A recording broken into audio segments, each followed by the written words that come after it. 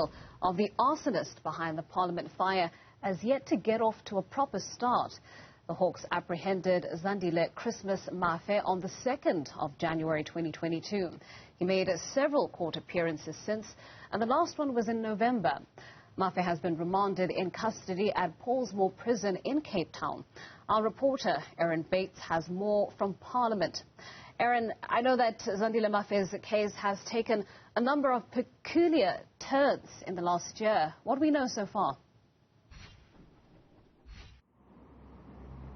Yes, Ntokozo, Zandile Christmas Mafe remanded in custody at Pollsmoor Prison over the season of his namesake, the Christmas festive season this year. Pre-trial is set for January of 2023. I believe it is the 7th of January. And as you say, there have been a number of peculiar twists and turns in his case. He's an accused and alleged at this point, and he faces charges including arson and terrorism. The Hawks got involved right away on the 2nd of January 2022. Of course, there was quite a lot of political sort of atmosphere around the blaze at Parliament. The buildings behind me still gutted at this stage. But interestingly, we've had a number of statements from the officers of Parliament, including mention of the fire in that New Year's address with spokesperson Moloto Motapo. We also had 2 statements this morning, and those statements now referring to this disaster as an accident, whereas Mafe is facing those charges of terrorism and arson. So slightly different messaging we're hearing from Parliament. We understand there will be a briefing from presiding officers later this week, and that's to tell us what's going to happen in terms of the 2 billion rand renovations and repairs which need to take place. Still visible damage to the building behind me, the roof of the National Assembly, where 400 or so MPs would gather for plenary sessions, still exposed, facing the wind and the rain, the heat here for over a year. And it does raise the question whether those renovation costs will be impacted by delays in beginning the work. We spoke to Jermaine Carls a little earlier today. He's the spokesperson for the City of Cape Town's Fire and Rescue, and he recalled being at this very site 365 days ago. Let's just have a listen to what he had to say. We got the call at 12 minutes after 6 the morning of Sunday, the morning of the 2nd of January.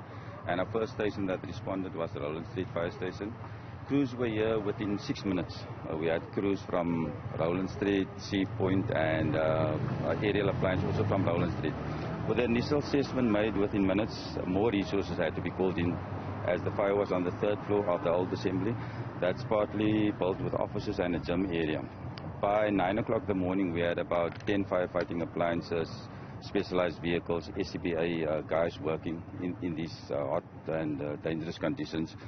And say after an hour or so, we saw smoke emitting from the National Assembly. That's when the guys realized that that fire has now run through the passageway up to the National Assembly on the 3rd floor and making its way up to the 3rd, 4th and 5th floor. Well, we continued during the day, and it was, for me, it was a hive of activity, the likes that I've never seen in my life. Not because it's a national key point, but the magnitude of the fire.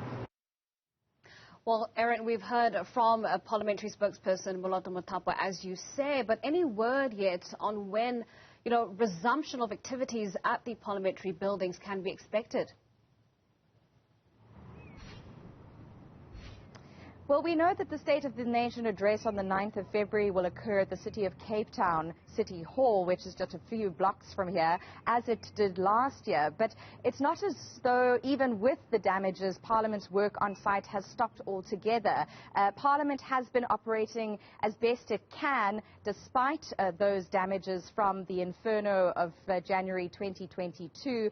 The first budget speech we had in last year from Finance Minister Iro Korongwana taking place here in the Good Hope Chamber, which is one of the oldest meeting rooms at this property, which is some 137, 138 years old. Officers, hundreds of them, according to that latest corrected statement from Parliament, affected by the blaze.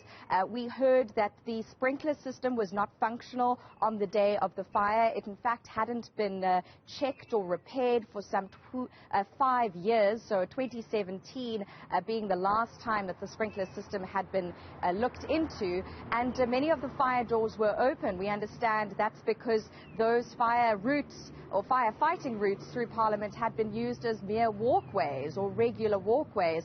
Also, the structure of some of the property, the wooden staircase in the old chamber, the carpets, adding to the fire load, said Jermaine Carlson earlier today on Newzroom Afrika channel 405. So all of those factors playing into the blaze. Dokozo, we were talking a little bit earlier about the arson and terrorism accused, Zandile Christmas Mafe. As I say, he's been remanded at Pollsmoor Prison. He's had a number of issues in the last year in terms of court appearances.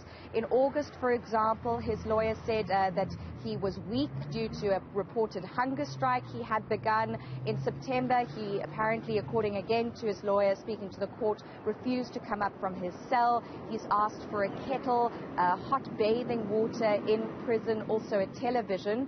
He has been supplied with a radio, we understand from reports, but he has been challenging his denied bail.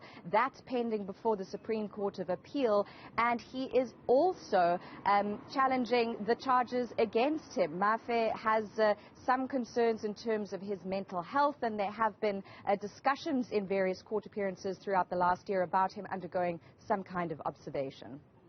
Well, Erin, thank you so much. We will, of course, continue to monitor your presence outside the parliamentary precinct and Zandile Mafe's case as and when that information becomes available. We'll leave it there for now.